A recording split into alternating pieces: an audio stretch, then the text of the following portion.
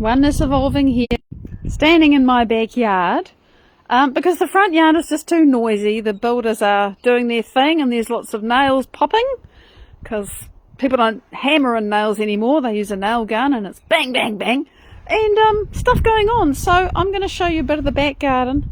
I just can't walk very far because the Wi-Fi craps out. Anyway, excuse the back of the house, but look, we've got some flowers here.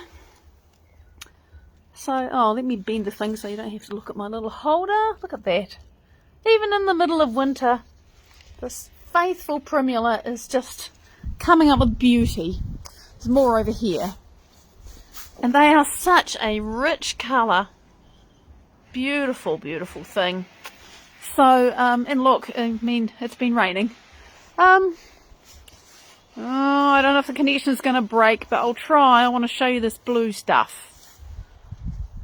So, little blue flowers. So it's pretty out here. And that ferny stuff is actually teeny tiny. It's a ground cover. It's called cotula. And you can also see those green things in the middle of the screen. Those are autumn crocus that I transplanted. Because they were so crowded, they weren't flowering in the front garden, so I moved them. Now, I know I can't go up here to show you the John Quill's Close because the Wi-Fi will fall over. But you can see that the magnolia is there. I can zoom in. And here at the end of July, it's starting to flower. So this is the garden. It's looking relatively tidy. There's still more to do, but that's life with a garden. And that's the acacia. It's an Australian that has been here for a while. And you can hear the builder's bass thump in the background.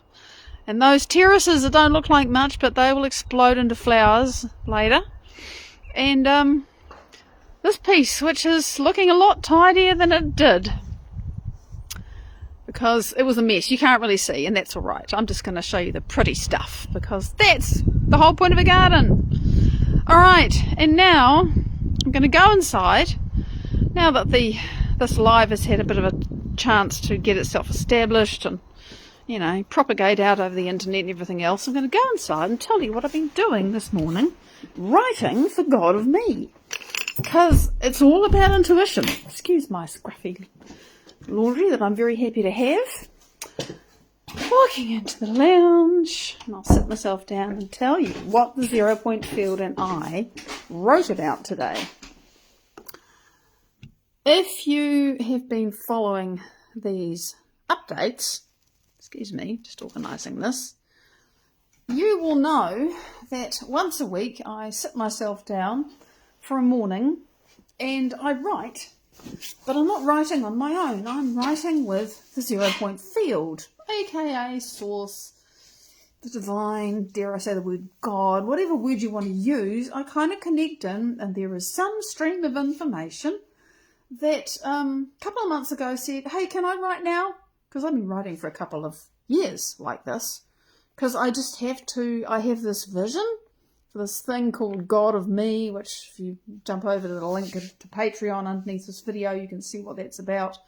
It's really about helping people be God, me be God of me and you be God of you, because if everybody is their own deity, their own boss, their own able to do godlike things, well then the world would be a fairly different place if everybody could be God of themselves.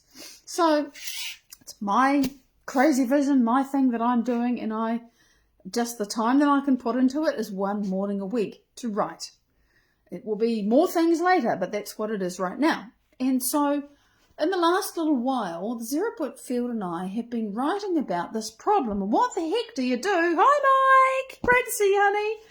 What the heck do you do when you're faced with the decision, and whether it's one that 500,000 other people have made and you think, oh, should I go and do what they've done? Because it's kind of, well, I mean, it looks like it'll be okay, but really, is it right for me? Will I regret this in 10 years' time? Because some really obvious decisions are actually like that. And then, you know, people, I'm sure we all know at least one person who made the obvious decision that everybody else made, and then they regretted it later because it wasn't right for them. But how do you know? Because you're not 10 years down the track when you're making the decision. So how do you do that? And, you know, and then if you've got a really complicated situation and you're thinking, I don't know what to do, how do you navigate? And so that was the thing. That's the thing that the 0 point field is explaining. And one of the sort of giving you the context of this, the 0 point field said, look, humans have 3 navigation systems, and they generally, most of them, only know how to use one, and that's the one inside your head. But actually, you've got a navigation system in your heart, and you've got a navigation system in your gut. And the most important one, although actually I think that's a very human thing to say that one is more important than the other, the one that we are talking about first, let's say that, is the heart. Because it's the heart. Okay. I don't want to go down. If you want to know what the hell I talked about last week, read last week, because that was where, you know, what the heart's about, and it makes this electromagnetic field, and electromagnetic frequency carries information, and it's kind of like a 360-degree satellite receiver dish, except that it's always on, and it can actually receive anything if you can tune yourself into the right information. I mean, the heart's really amazing. So there's the heart, there's a brain in your brain, there's a brain in your heart, and there's also a brain in your gut. And all 3 of those, when they're working in harmony, the human really knows which way is up, which way is down, what to do and what not to do. And the brain doesn't necessarily have any say in the matter. Because, as we well know, the brain can get very confused and not know. But because of how the heart works and because of how the gut brain works, the heart brain, the gut brain, they can know stuff that the brain can never figure out until later when it becomes apparent why it made sense. So, the question that we are working to answer at the moment is, how do you actually use your heart as a compass in that kind of situation? How do you do it?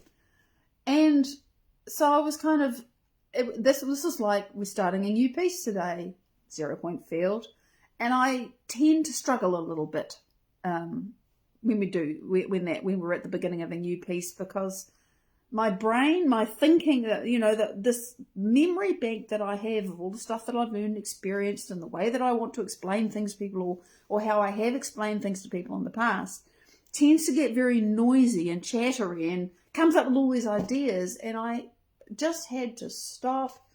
I had to breathe. I had to pause. I had to shut my eyes. It was all this resistance. I was feeling tired, the works, because I didn't want to just go off down that rabbit warren of confusingness.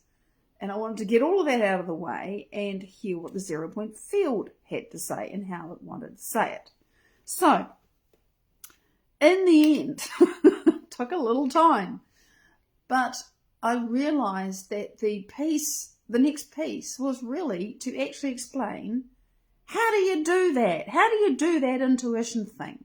Because I actually know there's actually a process. For me, there is a process, and I realize that I've been kind of learning it one way or another for most of my life. I think most of us can say we've been learning what we've been learning most of our lives. But the real kind of, my primary school, my secondary school, even my undergraduate degree, I definitely got with Dr. Joe Dispenza. And I still use his meditations every single day because I find them so helpful for doing this process that I'm doing. So if you like, for myself, I've been expanding on that model. And I think that's normal. I think whatever you learn from somebody, if you really get to learn it and learn it well, you're always going to think, well, what if I do this and what if I do that? And that's just normal. And more recently, the 0 point field itself has been teaching me how to do this intuition thing, and has arranged quite synchronously for different sources of information to come to add to my depth of sort of understanding and feeling and knowing and whatever it is about this. And I realize that it's because the 0 point field doesn't want me to know this particular way of doing it. It wants other people to have the option to try it too, to see if it works for them. And so it took a while, but finally what we got down to was, okay, well, how do I do it? Well, the first thing is you actually have to have an intention. And right there, writing about intention is like, I struggled with intention. Because back when the whole idea of having an intention and everything was brand new and exciting, because, Tony Robbins was doing his thing and people were getting into personal growth and transformation and having life coaches and stuff. And it was the whole thing of you set a goal and you want to know how many and how quickly and what it looks like and when it's happening and all of that stuff. And I was just kind of completely floored by this because my intentions, the things I wanted, first of all, they were so freaking nebulous. I didn't really know what they were anyway half the time. And second, they didn't fit into that kind of model. So how the hell am I going to set an intention? And I struggled with intentions like, it's like how I felt about affirmations. Piss off, this doesn't work for me.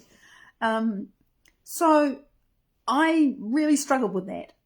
And that was the first piece which we ended up unpacking today, and I'll get to that. But I just wanted to say, when the 0 point field and I was sort of thinking, well, how do I do this? The first thing is I have some kind of intention. The second thing is I have to get my heart coherent. And believe me, it took about 5 years for me to even, or was it 3 or 4 or 5 years, long time for me to actually be able to do that. Some people can just do it in a snap. I was a really slow learner. I understand why. Doesn't matter. The effort that I put in along the way had its value, and it wasn't like I never hit the mark. I just got better at it. So you need to have some kind of intention. You need to know how to at least attempt to make your heart coherent. You also need to know how to at least attempt to make your brain coherent. Now, why is it important to have a coherent heart and a coherent brain? Well, if the heart is incoherent, it's sending crappy information to your brain, because 90% of the information that goes between your brain and your heart goes up. And then your brain has crappy information coming in, and it sends crappy information out to the rest of your body. So there's incoherence through your body. Pretty important then to know how to give your body a break from that and make it coherent. And so that's, autonomic regulation you get from a coherent heart, but also it's a connection with the 0 point field. And you really can't connect with the 0 point field unless you have some way to at least attempt to make your heart coherent. The brain, you want to attempt to make your brain coherent because every little effort helps. It doesn't matter whether you feel like you're succeeding or not. Every time you try, that's important because you're changing something in your own system. Brain coherence, I had to struggle for a little while to hear how the 0 point field wanted to define it. I've got to try to remember this. It's really your connection, literally, with the whole library of the 0 point field and its love for and with and as you. So, apart from who wouldn't want that, that's why it's important. And again, in terms of physical things, when your brain is coherent, you can think. You can think clearly. You can reason. You can also receive new ideas. Whereas when you're stressed and freaked out and out of control and everything else, you can't receive new ideas. Your brain is not in a state to get this is what I need to do. So you've got to be able to at least attempt to make your brain and your heart coherent. Once you have some kind of thing that you want to achieve, accomplish, receive, let go of, or whatever it is, change. Intention, heart coherence, brain coherence. Then, here are the two pieces that I've kind of had to figure these out a bit more myself. Then, because you're in this massive field of information, and it's organized because the 0 point field has all that information. Remember, all of that information is the good, the bad, the ugly, and the horrible, and the divine, everything. And you don't want all of it. You want just the information that's right for you. So you actually have to work out, hi guys, lovely to see you. You actually have to know how to search that, how to sift through all of those different frequencies, because this is what they are, information, frequencies, experiences, whatever you want to call it.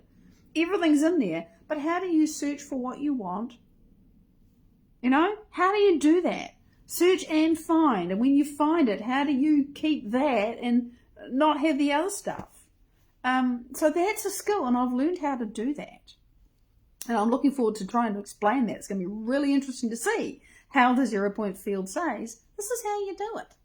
And then last of all, and this is something I've only really sort of understood more clearly for myself, what I'm doing and why I'm doing it, is when you search, when you have a question, that intention informs your search. It's like when you have a question, you put it into Google or Brave or Bing or whatever it is. That is like saying, in all of this whole huge conglomerate of information, I want things that are relevant to this. So then that you literally have to be able to do that, but with frequency. It's not like Google. I mean, it is, but with frequency. And most people have got no idea how to work with frequency. Well, I figured it out. Maybe because it's kind of native to me. That's a whole nother story. You learn that sort of stuff if you support me in Patreon and you get to listen to my inside insights. Then you find out exactly how peculiar I am. That's the fourth thing, is to be able to search your way through frequencies and find the match to your question. I mean, it's kind of like magnets. They stick together. But there's a skill to doing that.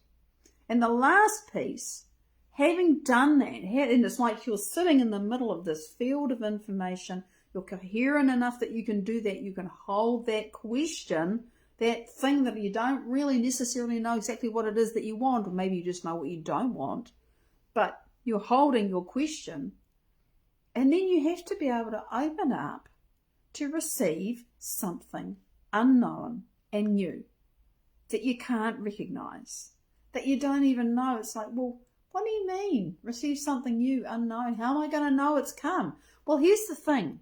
If you've got a challenge and you've thought your way through all your possibilities and you can't figure it out, and you've talked to all your friends and they can't figure it out, everything that you know about that is not the answer. So if the 0 point field is going to give you an answer, it's going to be something you don't know. And it might be something so much that you don't know that it's completely outside of anything you know. It might be completely outside the box. You know how it is when I had this happen the other day, last week, I think, talking with a client about a particular problem we needed to solve. And he said, oh, why don't we do this? I was like, oh my God, I never thought of that. It's completely outside of my box. It was just not was not inside my head to do it that way. It's like, oh, you genius, of course. It's like that. We actually have to let go of everything we know and just, to use Joe Dispenza's words, surrender, let go, stop trying to plan it, stop trying to work it out, and allow something to come in. And this does. It comes in my experience, it comes in as a frequency. And you say, well, what does that mean, one? It means that I get a feeling, sometimes in my body. Sometimes I feel it in the space around me, because, of course, when my brain's coherent, my awareness is actually in the space around me. We'll talk about that later. But there's something changes. It's this shift. It's indefinable. It's not, oh, something tapped me on the side of the head or something said something in my ear. Although sometimes I do hear voices. I told you I'm weird. Sometimes I do see things. Actually, that's quite normal. This is what the human nervous system can do. But people think it's weird because they don't understand it. They don't know how to use it. Let me tell you, information comes this way. And if you understand, it isn't so weird. It's just, oh, cool. I connected with something. And it informs decisions that you do in 3D, but you get it outside of 3D. And this is the game, by the way. This is the game we are in. Is we are here living inside these human 3D bodies, and do not believe for a moment that you are your body. You are something else. You are energy, and you're having experience in a human body. The game is to connect the experience that you are having as you with that thing that's beyond space and time, and access that information and the love and everything else that's there. That's the game. Because when you do that, everything else works better. This is my lived experience. I am talking like this because this is what I am living. And it makes such a difference to me. Now, I might be completely irrelevant to everybody else, but this is my experience. So I'm talking about it because it's what people do. And I'm a people, today at least. So those are the 5 skills that you actually have to have. And now I better get on and talk about intuition before I run out. But I mean, this is the context. This is how you use your heart as your first compass. And by the way, there's a huge role that the gut plays in this, but one thing at a time. So now I'm going to read the little notes of the piece, because I'm just getting to having that list of 5 things: intention, heart coherence, brain coherence, search and find the frequency you want, receive something new. That took some time because I had to get all the crap out of my head that was trying to scream at me and say, no, right, this, go this way, be it all complicated, get all, go down a rabbit hole. So, intention. Oh, one other thing. The fundamentals that I use to do this model of having an intention and creating or receiving some kind of answer to my question or my problem or whatever it is I'm creating, the fundamental skills, those 5 things, they don't change. The model itself, how it works, endlessly expanding. The 0 point field is just always showing me you stuff. It's awesome. It's really cool. And, I get into some pretty deep things in myself, painful stuff that comes up, memories I can't even remember, but it's really screaming at me, shit happens. And I find that I can use this and it changes. So, like I say, for me, this works. And these fundamentals, once learned, can be practiced and eventually mastered by anybody. That's just, they're just skills. So, how do you do intention? Is it the what, when, where, how, why, who, and all of that stuff? Because that never worked for me. For some people, it works really well, because I think it depends on what goal you're working for, right? But if, like me, you didn't even realize how uncomfortable you were in your own skin, and you didn't know how to make it all feel better, and you just felt kind of lackful and frustrated, and there was never enough money, and didn't even realize how miserable you were, setting an intention to become abundant was like, oh, you've got to be freaking joking. Come on. So intention was a problem. How do you do it? I couldn't do that. And it took me a long time and lots of meditations with Dr. Joe to realize that it's okay not to know. It's fine if you don't have a freaking idea. Because there's always something that is buzzing inside you, something that you think, oh, I wish that was different, or man, that'd be nice, or oh, God, this hurts. Whatever it is that is in your attention right now, that is a thing. And that thing on its own is actually a question. You may not be able to turn it into a sensible question, and that's fine. This is what I've discovered for myself. Because when I can have that as my intention, it's like, well, I've got this discomfort, this pain, or this desire, or this curiosity. So it's like, I just want to know more about, tell me more about something X, Y, Z, 0 point field.